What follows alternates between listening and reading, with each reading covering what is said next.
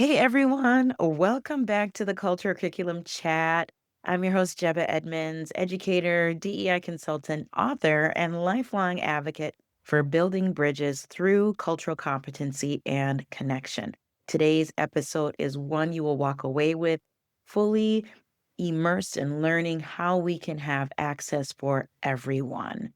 Jenna Udenberg is an inspiring author, disability advocate, and accessibility educator.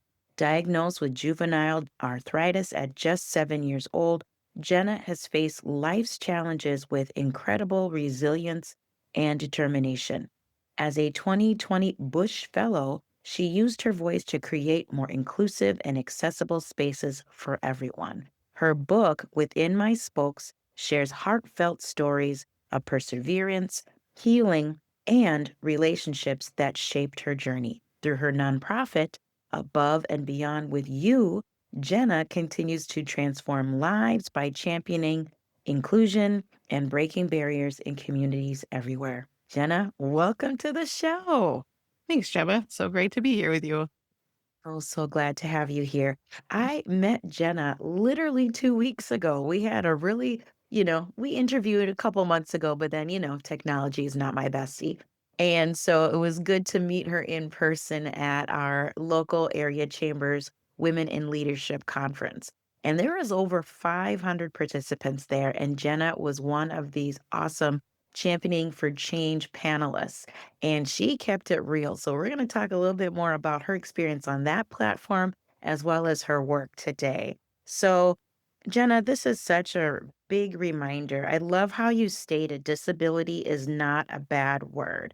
Can you share why that message is so important today? Oh, for sure. So as somebody who grew up in rural Minnesota and, primarily in the non-disabled culture, right? Like I didn't know about this big, beautiful thing called disability community and culture, right? And so once I was able to experience that in middle school through wheelchair basketball, and remember there for a second. And, be within my community and, and immerse myself and just really cool folks, right? And getting out of the medical model. So much of my life was growing up in the medical model of being at the rehab units and being inpatient and outpatient and just all the things, right? So I love the societal model. I love being in those spaces. And so often it is so hard because we hear disability or we hear other archaic words that once were the labels that they use for folks like me, and it just creates such a divide, right? It's like the haves versus the have nots. It's like and it's like that pity version of life, right? Oh, you Mm. were disabled as a child. Oh, I'm so sorry. And it's like, no, for me, my wheels give me freedom. For me, it's made me who I am. Like, I am not just my disability, but my disability is a functional, living, breathing part of who I am, right? Like, I wouldn't be in this career. I wouldn't have a nonprofit. I wouldn't have my book. Like, all the things. And so I really want us to flip the script. I champion and come alongside other much, much stronger, much more knowledgeable disability advocates than myself, that I'm learning from and learning with.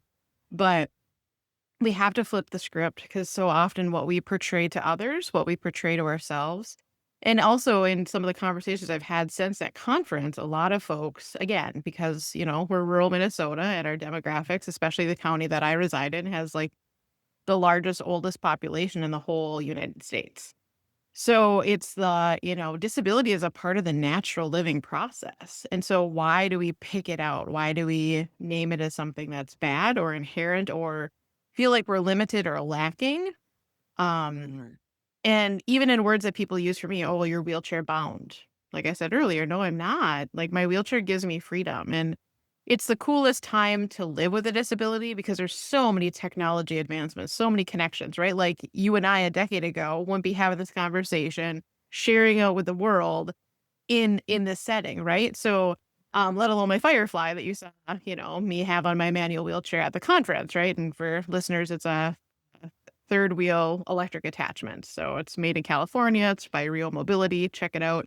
But it provides so much more freedom I will confess that I'm so used to it being out on the paved outdoors, rugged, like going 15 miles an hour. So being around 500 people, I'm really It's impressed to that I get didn't around. mow anybody down. So it was good.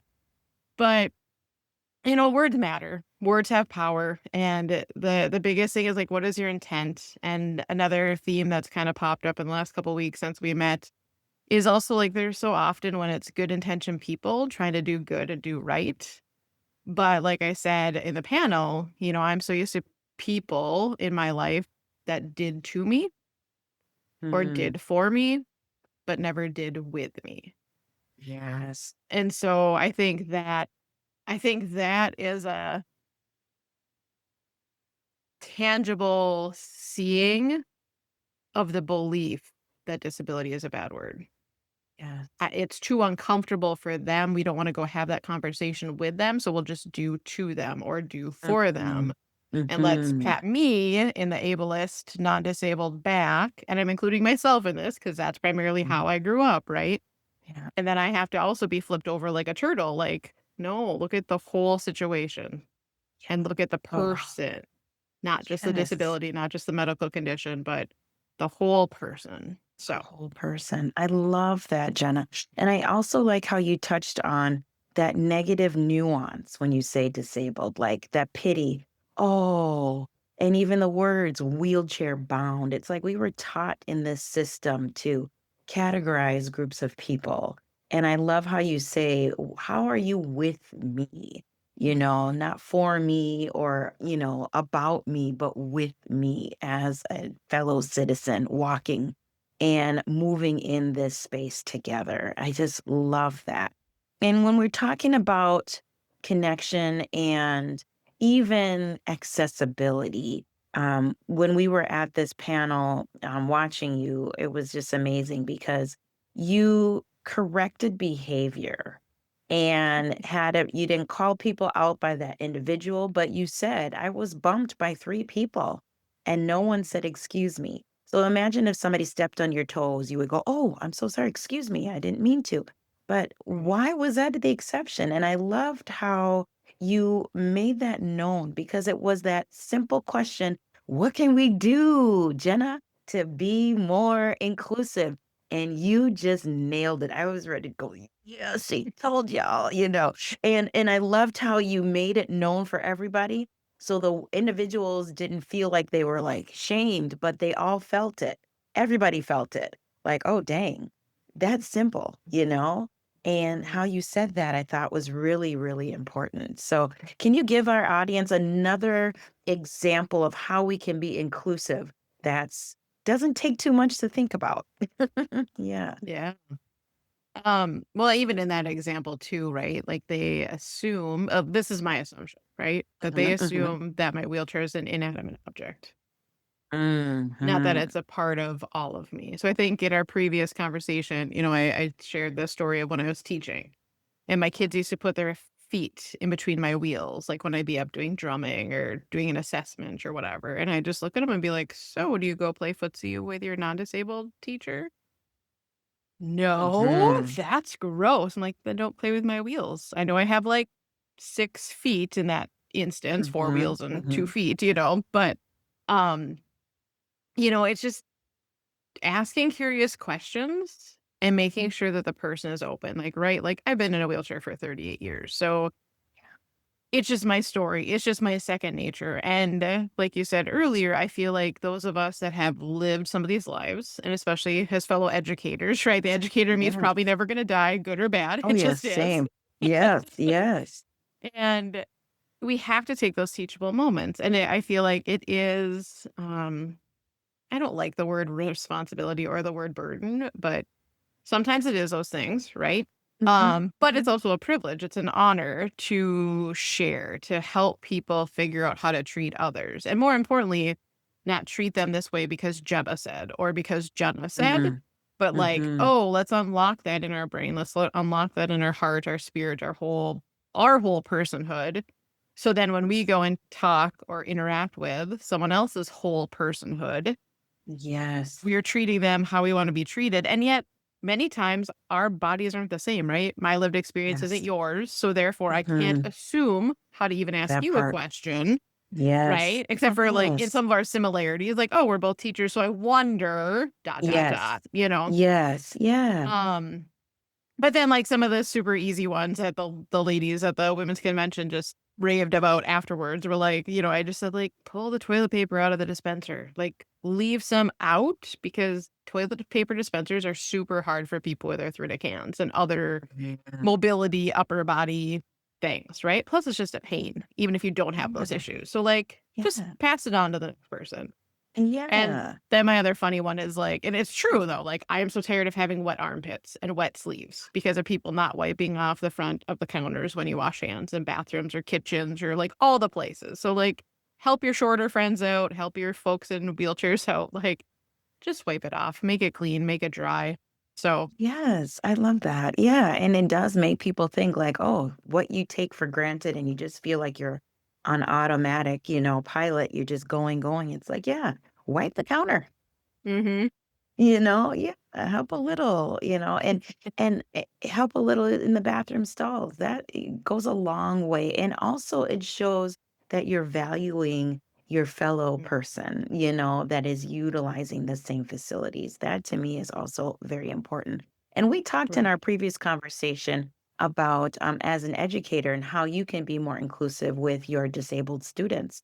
And I had a Mhm. student in my first grade class, and I worked with the special ed team because she was born with cerebral palsy, so she was also in a wheelchair.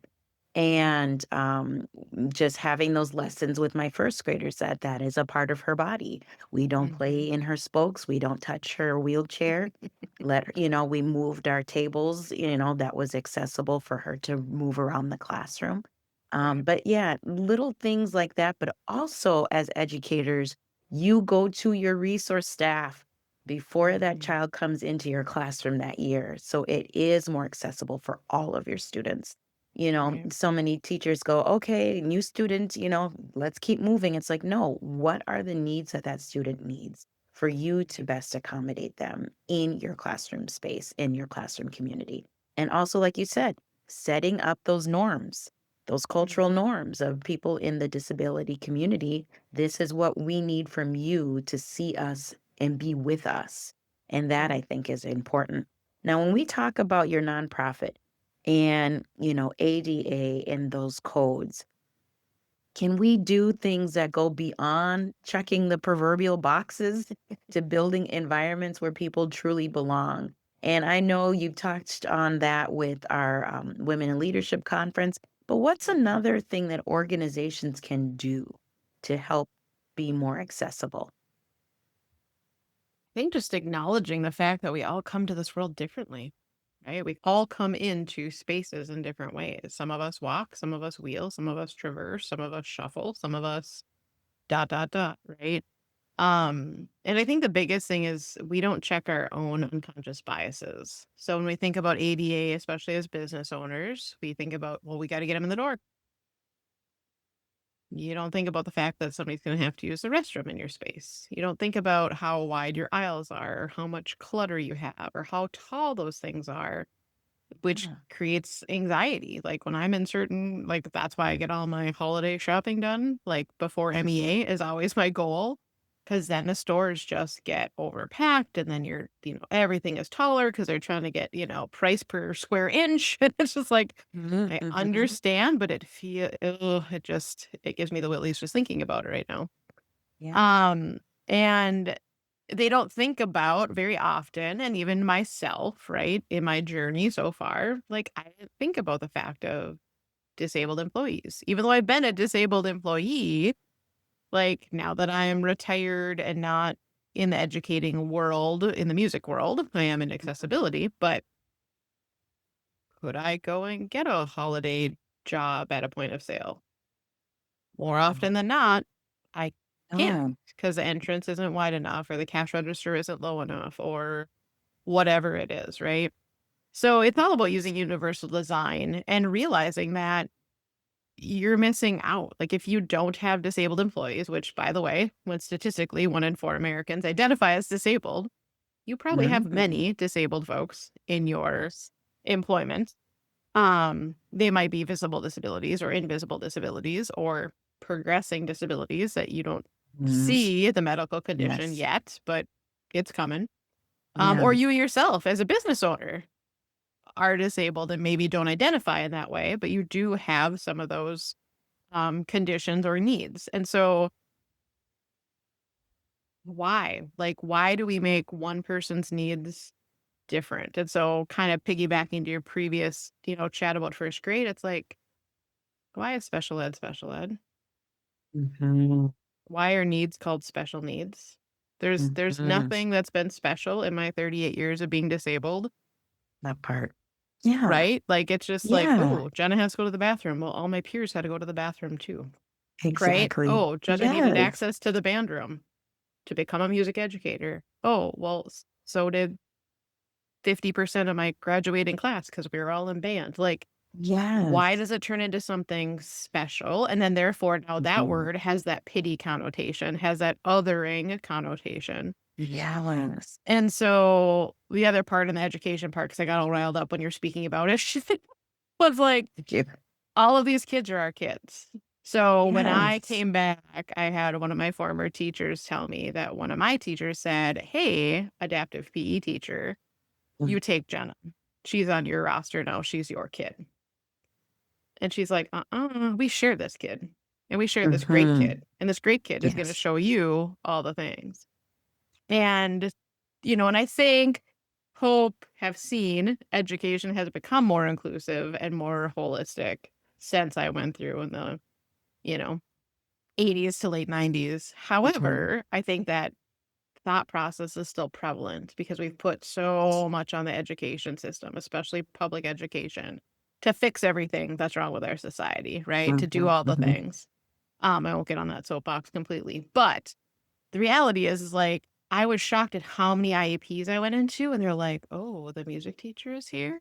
Why is the music teacher here?" And I'm like, "We should all be here for this child. We should all be here for this Exactly. family. Like, Yes. why is this an unknown?" And then especially for music too, it was like reading starts in music. Math and Yes. understanding and manipulating Starts it in starts in music. music. Reading Yes. fluency starts in music. Like, I should be at every single IEP, even if you're not on my roster, right? It's like this Mhm. this is it. Exactly. Yes. So, the adults that aren't in education, like same thing, like find music spaces that are welcoming and inclusive. If you want to play the ukulele, find a community ed class, find a player that will accommodate, find the chord changer thing like I used for a few of the songs when I learned how to play it, right? Get a hold of Northland Adaptive if you're up in the northern Minnesota, or find an adaptive outdoor space to go and do these things. Like, don't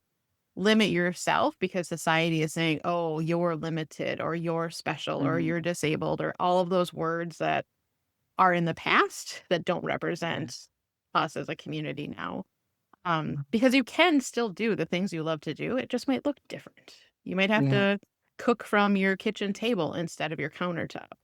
You might need to get Mhm. other adaptive cooking things. Like, I still love to cook Mhm. and bake, even though my hands have really taken a toll in the last decade, right? So, I think, for educators not limiting your kids. Like, had my junior high band director said, "Oh, well, Jenna, I know you want to be like me and you want to influence the next generation of musicians. But if you didn't know, you're in a wheelchair." Mm. Right? Like that, no, Yes. that never came out of her mouth, and she inspired me to become the educator that I was, and creating adaptive music programs and bringing kids to honor choirs and honor bands and all the things. And yet in everything that I just said, why do we feel like as minority folks that we have to throw those accolades out? Why do I constantly have to say Mhm. I'm 2017 Blandon and 2020 Bush, and I have Mhm. my Mhm. double bachelor's and I have my master's in, ed tech? Like, Mhm. and we get over ourselves and just see a full human, That part. and it doesn't Yeah. matter what the needs of our bodies look like. It doesn't matter Oh, what condition our brain is in. Like, just have conversations and just be a human, not a human doing, but a human being. yes. Oh, I love that when you said that too. And You're so right, because we're in the minority, they want us to prove that we should be here by all Mhm. of our accolades and such, but yeah, that's my whole soapbox thing, that's different, that's over a That'll be different our thing, next but our conversation next together. Jenna and Jebeh chat, yes, I love it. I love it. So yeah, with all you saying that why inclusion matters, especially thinking about your band director teacher that inspired you to be the educator you can be, that gave you access to all of the things that you needed to be your best self. I just love how you talked about how it should be for everyone when we rise together. And can you just explain a little bit? Because I want people to get your memoir within my spokes. What was it like writing your story? Because I know when you're writing a memoir, you have to go really deep and reflect. So, can you share a little bit of that with us? Yeah, so I went the self-publishing route, and I'm very thankful for that, but I had to learn a ton because, man, you just think, Jebba holed herself away in some retreat and she just wrote this book, and it just magically popped on our shelves or in our feed, right? Yeah. So not the case, So right? not true. Who's this So thing called an hard. editor? Who's this thing called, Exactly. publishing? What's an ISBN? What? Yes. Like, Yes. we have to copyright it? What's going on? Yes. What's going on? Yeah.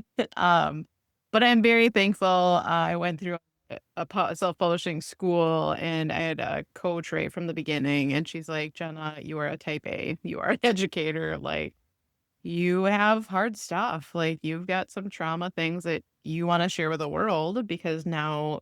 Her and I were in commonalities in our faith and in how we approach life. And she's like, "You don't have these big gaping wounds anymore. You just have the Mhm. scars of this lived life that you've gone through." And in that, like, don't treat it like a type A writing exercise like when you were in college and your master's, because that is not Mm. what your memoir is. No. And have grace and patience for yourself because there are hard things. So the best advice she gave me was like write the part of your story that you have the energy and heart for at that time. So if your spirit is feeling a little melancholy and you're just kind of in that space, then write those stories that come from that space because that's what's going to impact the readers, but it's also going to be your flavor, right? That's going to be the flavor of the words that you use because you're in those spaces. So don't write for me, don't write my story of depression and plan of suicide when I'm on a mountaintop, but I'm so excited and life is great because it's Mm. not going to do it justice. It's not going to truly resonate and it's not going to speak. And the same way, like, don't write like my mountaintop experiences of becoming a bush fellow and all the amazing opportunities that I've been given. Don't write that when I'm melancholy because then it'll come off kind of as Eeyore, right? Like, dum, dum, dum, I'm a 2020 bush fellow. Dum, dum. You know, like, That tone would not resonate the right way. Yeah. no, everybody would be like, why would I want to apply to become a bush fellow? Like, what? Yeah. Don't got time for that. That seems boring. It's not. Go check Exactly. it out. But yeah. Oh, yeah. Oh, yes. Oh, that's amazing, and I can't wait to get your copy of your book because, yeah, it just seems like how you are vulnerable, and like you said, it's not an assignment, this was your wounds that you are reopening to share with us, to see your story through your lens, and I think memoirs are very powerful that way, and Yeah. only in you that could tell that story, nobody else, so, oh, I can't wait to get my copy. Oh, Yeah. And for goodness. any writers out there too, I just say, have grace with yourself. Cause I took like 3 months off because I got tired of hearing my own voice. I So hear you. find other memoirs, find other stories that can breathe life into you during the process. Not that you're mimicking them or copying them or whatever, but at least for me, there was a time when I'm like imposter syndrome, all those things, but also just exhaustion. Like that was heavy. That was a big lift. So yeah. So just be kind to Wow, yourself is what I'd share find with yourself. others. And don't you also think too, like reading other people's stories, it kinda I don't wanna say like cleanse the palate, but kinda gave you that recharge too in a Yeah. way? Yeah, yeah. Yeah. And I Just think it so that also helped me remember what I went through because a lot of times I read like youth adult novels and maybe the author was disabled or had a disabled child. And many times the heroine or hero did not have any connection to my community and culture, but they wrote it in such a phenomenal way that I was like, Yeah, those adjectives. That's exactly how I felt. People would have to pop wheelies and pull me upstairs because something wasn't accessible, or when they almost dropped me, or when they did drop me. Like, Oh, yes. Oh, so yeah. yeah. Oh, goodness. That's so incredible. And also like tugs at my heart just hearing you share that. Like, man, it's not accessible, but people are popping willies and dropping you. It's uncalled for, and it's just, yeah, yeah. Right. So your challenge of life and your story, just how you shared that little bit, something that could have tested your spirit. How has that moment, like, think of a time when that did test you. How has that ultimately motivated you to grow and to move forward? Hmm, great question. I think a lot of times it would be very easy for me to pick something that was a physical barrier, but you know me, gonna go deeper, gonna go more I raw. love it. Let's go. It's more of the relationships. It's more of that human interaction. It's more of how people make you feel. And do you belong? And are you truly one of them or are you othered? And so, kind of like I shared at the Women in Leadership Conference and in other spaces, it's just how do people bring you in? And a lot of times, some of the closest people to me have said, "Oh, Jen, I don't see your chair. I just see you." And I was like, but no, because then if you don't see my chair, you don't see the barriers I go through. You don't see the things that I'm fighting for. You don't see all of me. And also by not seeing my chair, you're not seeing the like 8 hours a week I spend traveling to and from and being in physical and occupational therapies. You're not seeing the disability spoons. And if folks don't know what crip spoons are or disabled spoons, go Google it. Okay.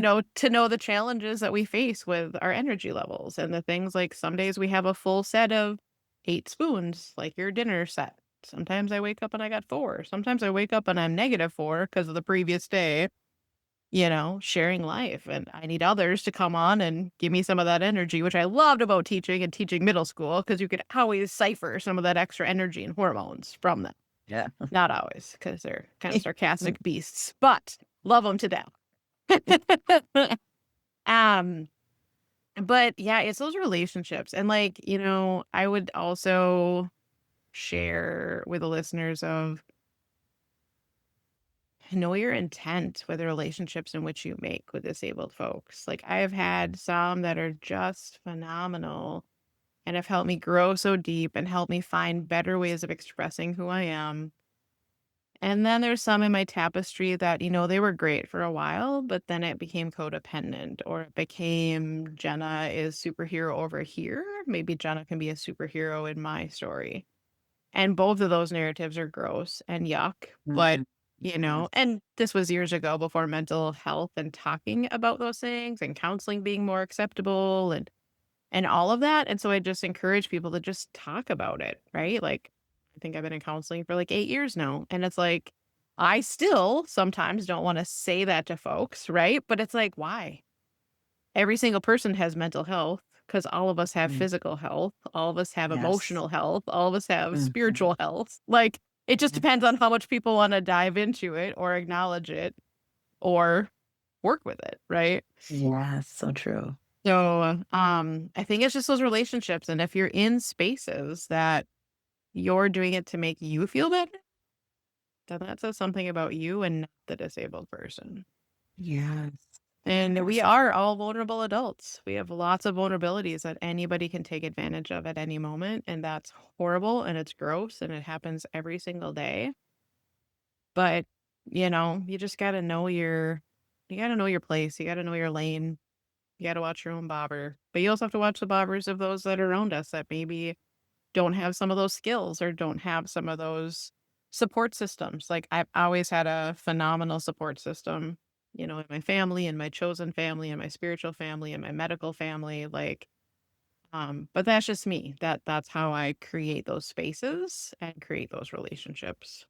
I love that. And just how you said, just building those relationships, and you can tell who's there for you and who's there to, like you said, Mm. put you on a pedestal. And Jenna Yeah. can do no wrong. It's like we're all flawed human beings who have Mhm. things, and that I think that was really a good reminder. So thank you. Where Yeah. can we get your book and learn more about your nonprofit Above and Beyond with you, Jenna? Yeah, so for the book, anywhere you buy your books, Amazon, Barnes& and Noble, local book, stores, they can order it from Ingram Sparks. Some of the local libraries also have it. But all the proceeds go to Above and Beyond with You to continue our work, so buy it, share it, do all the things. We so appreciate that. For Above and Beyond with You, it's a capital U, so, kudos to my last name because little kindergartners can say Miss Udenberg, but they could definitely say Miss U. Mhm. So you can find us at aboveandbeyondwithyou.org. The link to buying the book on Amazon is also on our website, and you can find us on socials of Instagram, Facebook, and LinkedIn. Awesome, Jenna. Thank you so much. Thank you for sharing your heart and being vulnerable with us and letting us know how we can be accessible for everyone and getting rid of those labels. Like, we need a rebrand. I'm feeling that. Like, we need to, and thank you for checking me because, I said special ed, but yeah, you're right. We need to rebrand all of that because yeah, we're all humans in this experience, no matter how we're born into this world. And like you said too, we all have different stories and different ways of connecting with each other in this world. So thank you, Right. Jenna. And thank you all for listening to the Cultural Curriculum Chat and watching on YouTube with Mrs. Edmonds Cultural Corner. I will have all of Jenna's information in the show notes and the description below so you can get new information and new resources. I'll see you here same time next week. Bye bye.